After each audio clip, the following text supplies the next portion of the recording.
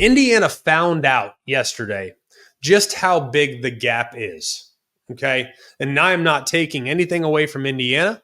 I think everyone associated with Indiana right now should appreciate very much how far ahead of schedule they are at this point.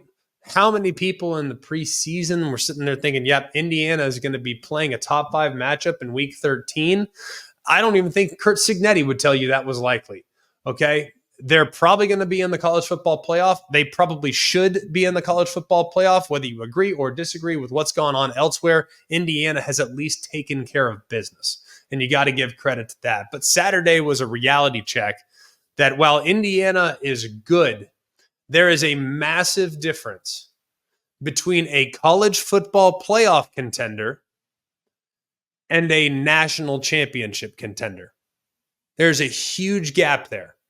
And we saw just how big that gap was. This is an offensive line for Indiana that got off to a really nice start, and then they had almost nothing going. Their offensive line got pushed around over the course of, after that touchdown drive, about 8 straight possessions where they couldn't get hardly anything going whatsoever. It was a completely dominant effort by Ohio State's front 7 defensively, and it was in large part due to Indiana's complete inability to block Ohio State after that first drive.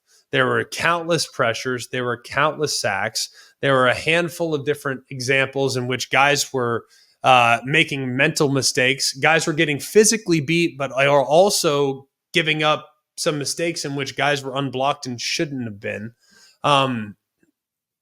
It had to have been super frustrating for Curt Cignetti, because a team that's confident and a team that's surging and a team that's improving, to see them get beat physically, you can live with that. Ohio State's got better personnel.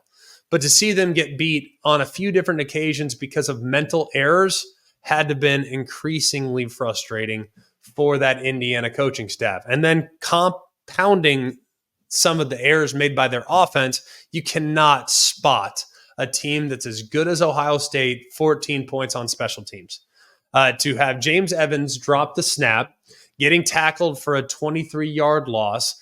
Ohio State gets the ball at the 7-yard line. 3 plays later, Travion Henderson in with 21 seconds to go in the first half. All right, can't happen. And then second half, Indiana goes 3 and out. They hit the 52-yard punt.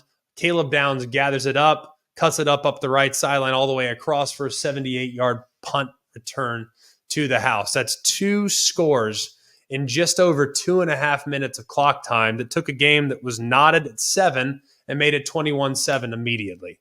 So really difficult to overcome mistakes all along.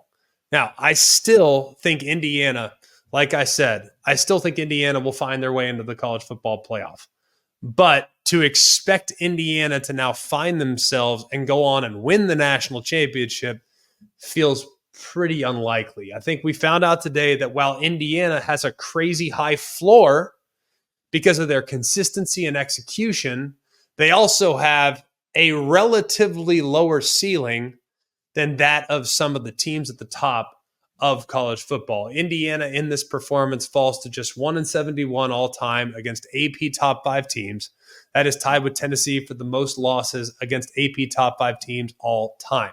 They have a lot to be proud of. They have accomplished a lot this year. They deserve to be praised, but we also all acknowledge that at this point, to expect them to make a run in the postseason, it's probably not going to happen.